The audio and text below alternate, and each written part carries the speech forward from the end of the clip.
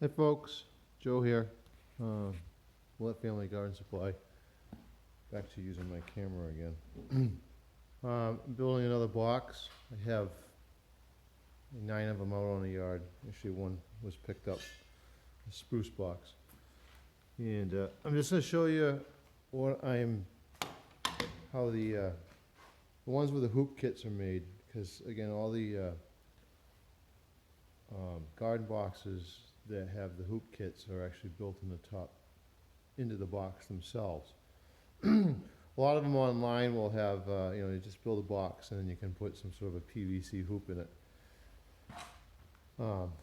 Separately, these are actually built into the boxes, and I like them that way because I like them going right through the top rail, the top plate, into the box, into the body of the box, so you don't really see it. They look like they're part of the unit. But there's a little bit more preparation going into those than just drilling the hardware and then the drilling for the hardware into the top plate. The legs also have to be cut out and to receive the poles, because again, they're right on the corners. So this is what it looks like. This is a cedar unit that I'm building for somebody. This is an 8-footer, 4-foot wide 8-footer. So you can kind of see some of the construction going on with it. Again, I've already put the I build these upside down because they're a lot easier to install the to put it together anyways, because first of all, the first course is rabbited into the top rail, and it's hard to do that right side up. So upside down, they slip in there. I have to, because my channel, the dado here is actually inch and a half, and the board is inch and a half. So I literally just run these on the table saw to get this thickness just a little narrower, so they slip in nicely. And then they're all used, and then I screw the top board here into the top plate with stainless screws. So this is what I want to show you. The post looks pretty normal, but I actually notch it out, because in the very corner there, before I attach these, I'll be drilling the holes for the receivers, to accept the receivers for the hardware. So these are just sitting here right now, and you can kind of see what they look like on the other side. And they cut them. I don't go all the way through. I don't need to. This is actually a stopper anyways, for the poles once it's all together. And so I'm going to be doing that shortly.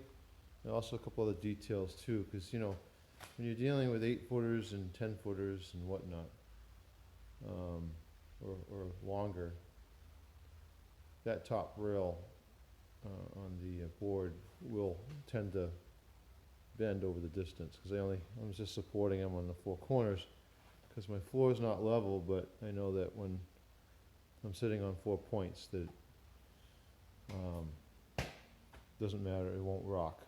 So I'll actually clamp, before I screw those screws in there, I'll clamp, use a couple of quick clamps to tighten up the top plate to the board, and then I'll screw it and then move the clamps down. I'll even put a middle one right here in the 4-footer as well. And then they all get put together, and this is what it looks like in the end. You can see the finished one. So this is just a regular GB garden box, GB for garden box, all built, the top plate in and everything ready to go. You see this is a regular one because there's no holes in the top. But here we've got the holes on the side on the top plate for this one, and the hardware installed on the inside. And the stoppers are actually the stainless screw that is holding the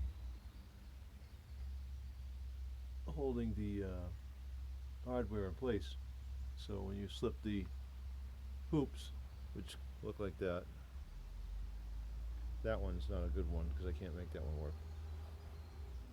Yeah, I usually have one trial run before I get them right anyways, because these are all hand bent. Then they'll slip into the holes on either side, all spaced in proper order.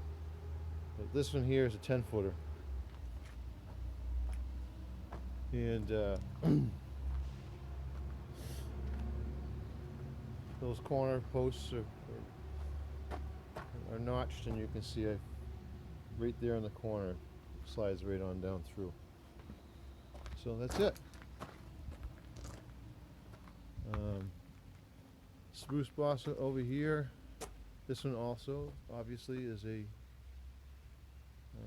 HK, GBHK, so this is a hoop kit one as well. And I got 4 of them over here, and these ones here are all regular garden boxes, 8-footers, cedar, ready to be delivered and installed. Those are going to be all installed, so I'm going to set those up and I'm going to fill them up. Alright, well thanks. If anybody is interested in ordering any of these boxes, the cedar ones are very expensive, but they're going to last you the longest. And then it goes, I have a pile of fur for the fur boxes I have to make, because I got a whole lift over there, so I got quite a few fur boxes going in too. That's another option. Fir, and then the spruce, which I've got enough spruce there for another order or so. And those are all, if I need more orders, and I can order them up, get the wood in here and do them. So probably at this point in the game, I've got 25 orders and enough material to take care of that and a little bit more.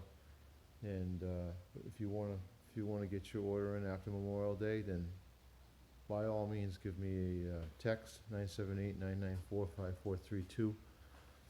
Give me a call for an order, place an order. These are made to order, so I'll need payment, and we can get you on the list. And soon after Memorial Day at this point, I have my work cut out for me with the 25 I've got here, trying to get these done before that time, which not going to look that great, but we'll do the best we can. MFAM Garden Supply, so it's MFAM for family, FAM, Garden Supply .com. This is the website. You can take a look at some of the boxes there and the photos section.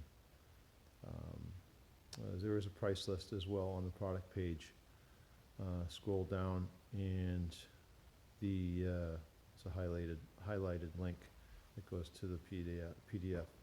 It's a little outdated, not too much. Prices fluctuate with wood products. All right, thanks for watching, and hear from you soon.